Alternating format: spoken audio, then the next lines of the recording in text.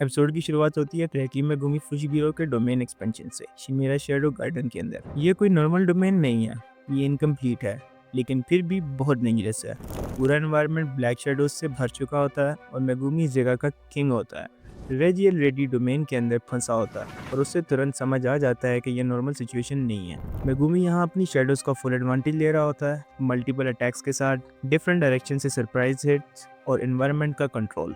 रेजी को डिफेंड करना मुश्किल हो जाता है, लेकिन यहाँ एक इम्पोर्टेंट चीज़ है, रेजी पैनिक नहीं करता। वो इमीडिएटली रियलाइज करता है कि डोमेन इनकम्प्लीट है, मतलब ग्रांटेड हिट वाला इफेक्ट परफेक्ट नहीं होगा। इसलिए वो अपनी रिसेप्ट यूज करता है और फाइट कंटिन्यू करता है। फाइट यहाँ और इंटेंस हो जाती है। रेजी अपनी कस्ट टेक्निक से ट्रक्स, हैवी ऑब्जेक्ट्स और स्ट्रक्चर समन करता है। वो मेगुमी को ओवरवेल्म करने की कोशिश करता है, लेकिन मेगुमी शेडोज के थ्रू उन अटैक से बच जाता है। कभी डिसअपियर होता है, कभी पीछे से अटैक करता है। एक बहुत ही इंपॉर्टेंट मोमेंट आता है जहां मेगुमी अपनी स्ट्रेटजी शिफ्ट करता है। वो रेजी को ऐसे एरिया में पुश करता है जहां पानी होता है और फिर उस सिचुएशन को यूज करता है उसका बैलेंस डिस्टर्ब करने के लिए।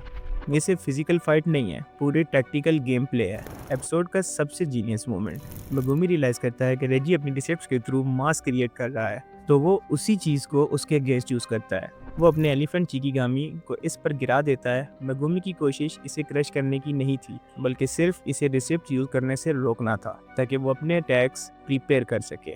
रेजी ज्यादा से ज्यादा ऑब्जेक्ट समन करना शुरू कर देता है। रेजी बमुश्किल एक रिसिप्ट निकालता है।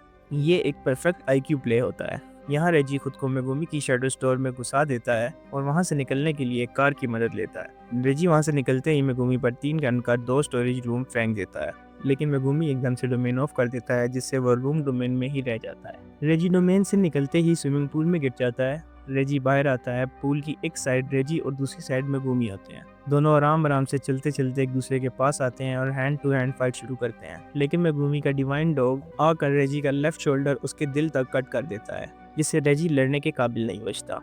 आखिरकार रेजी गिर जाता है। वो समझ जाता है कि मेगुमी ने उसको आउटस्मार्ट कर दिया है। वो अपने 41 पॉइंट्स मेगुमी को देता है। अपने लास्ट मोमेंट्स में वो मेगुमी को वार्न करता है कि कलिंग गेम अभी और ब्रूटल होने वाली है। एपिसोड के एंड में टोन कम्प्लीटली चेंज हो जाता है। एंट्री होती है फुमिहिको ताकाबा और हेज़ुनोकी की। ताकाबा का बिहेवियर बहुत फनी और वियर्ड होता है, लेकिन ये नॉर्मल नहीं है। उसकी कस्ट टेक्निक उसकी इमेजिनेशन से लिंक्ड है, मतलब जो वो फनी समझता है वो रियलिटी बन सकता है। ये उससे एक अनप्रेडिक्टेबल और डेंजरस कैरेक्टर बनाता है। लोरी कहता है कि मैं तुम्हें 4 बार मार चुका हूँ, तो तुम मरे क्यों नहीं? पर तकाबा कुछ अजीब तरीके से खड़ा होता और इन्हें अजीब बातें कर रहा होता है। लोरी के पास कगाने सामान होता है और कहता है कि रजिस्ट्रार मर चुका है, और लोरी बगैर कोई रिएक्शन दिए वहां से जाने लगता है फाइट छोड़कर। तकाबा इसके पास जाता है और कहता है अगर तू जा रहा है तो जाते हुए अपने पॉइंट्स मुझे दे जा, लेकिन लोरी मना कर देता है। सीन शिफ्ट होता है, हमें यूटा दिखाया जाता है और दोबारा सीन शिफ्ट होता है और हमें 3 और कैरेक्टर्स दिखाए जाते हैं, रियू इशुगोरी, तकाका होरू, कुरुरु रोशी। एंड क्रेडिट सीन में हमें दिखाया जाता है कि यूटा और 3 कैरेक्टर्स की फाइट हो रही है। अब एपिसोड 12 में पता चलेगा कि क्या रिजल्ट निकलते हैं उनकी फाइट्स के। तो यही था आज का एपिसोड। अगर आपको वीडियो अच्छी लगी तो वीडियो को लाइक करें, चैनल को सब्सक्राइब करें और अपनी सजेशंस दें कि नेक्स्ट वीडियो हमें किस पर बनानी चाहिए।